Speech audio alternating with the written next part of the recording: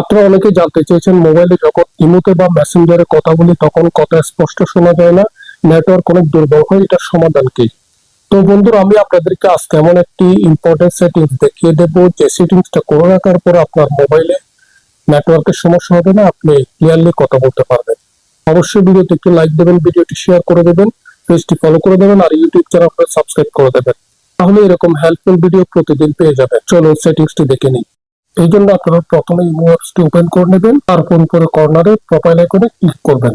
এরপর এখানে সেটিংসে ক্লিক করবেন, তারপর এখানে 4 নম্বর অপশন স্টোরেজ এন্ড ডাটাতে ক্লিক করবেন।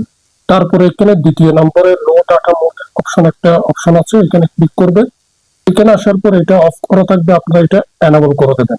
তো আপনাদের সেটিংসটা হয়ে গেল। এখন আপনারা ইমোতে খুব সহজে কথা বলতে পারবেন, কথা বলার সময় একেবারে ক্লিয়ার থাকবে, নেটওয়ার্কে কোনো সমস্যা হবে না।